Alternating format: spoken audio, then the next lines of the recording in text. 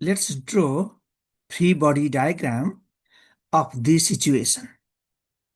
Here, a child is in the cart and adult is pushing this cart. Okay. So for the free body diagram, at first we need to define a system. Okay. In this case, the wagon and the child is a child in it is considered as a one system. This is the one system. And external forces are the weight acting vertically down, force due to the surface acting vertically up, and the adult is pushing the cart, say, along the x-axis.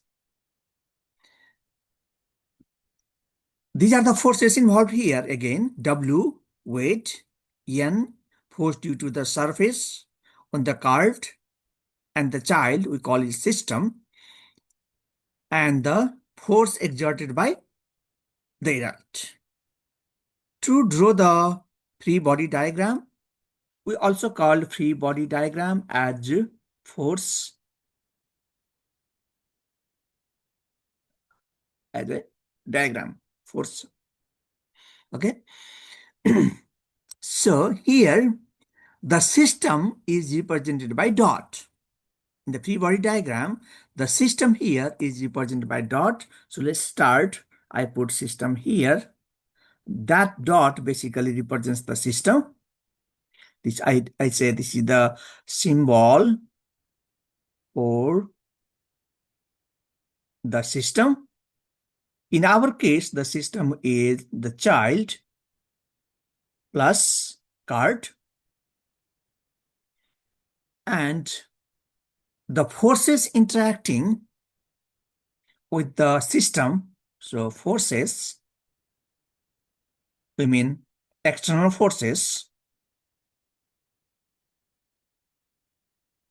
interacting with the system is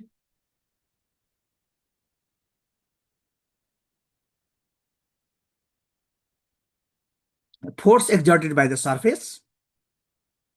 So this is N. This is the N. We call it normal force. Okay. Earth will act vertically down.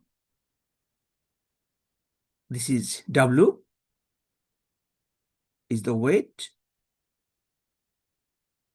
The adult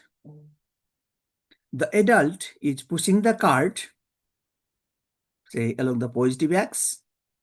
Of adult, and the friction is along the negative x-axis. So there are four forces: N, W, F, and F adult. Okay. So this picture you see here, this is called the free body diagram. Free body diagram for the system.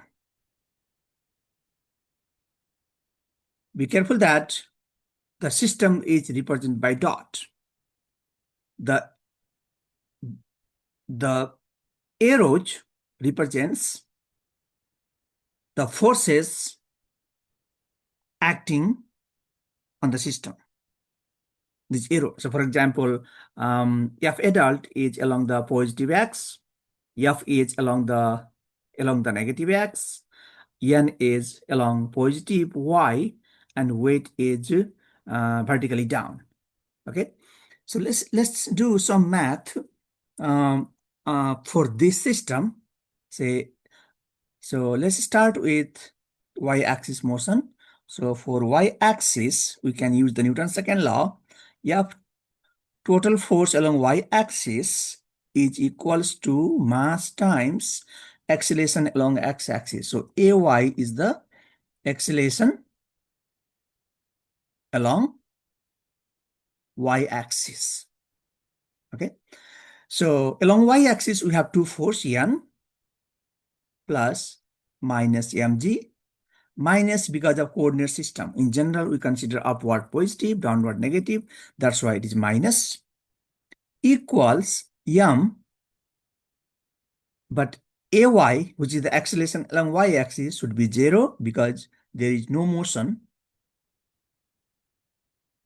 along y-axis. So m times 0.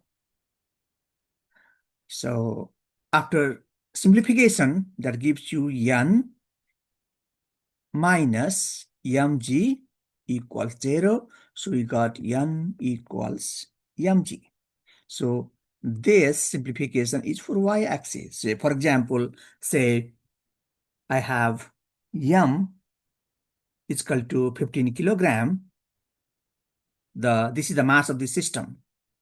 Mass of the system is 15 kilogram. Then I can find n, which equals to m times g. M is 15 times value of g is 9.8. So that gives me 147 n Newton. Okay. So let's do the similar step for y-axis. For y-axis, sorry, for x-axis, again, I can use total force along x-axis equals m times ax. So here, ax is the acceleration along x-axis. M is the mass of the system, and summation Fx is this is the total force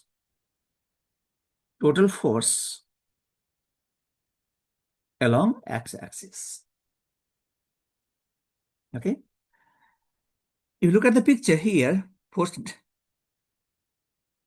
in this picture, F adult force is along positive x and friction is along the negative x. So we can write like this: F adult plus minus F, because of the coordinate system, m times ax.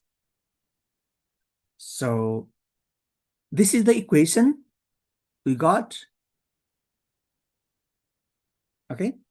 Now say we can find acceleration along x-axis by assuming some numbers. Say I just assume force due to adult is, say, for example, 60 Newton. I just put some number. Friction force, I just assumed as 15 Newton. Then, if you plug those number over here, that gives me 60 plus minus 15 equals mass of the system. I assumed in previous case is 15. Is 15 over 15 times ax. Okay, so that gives me ax is equals to 60 minus 15, which equals 45 over 15. That equals 3 meter per second square. Okay, that's how you look at here. This diagram is called the free body diagram, helps you to solve the problem using the Newton's second law.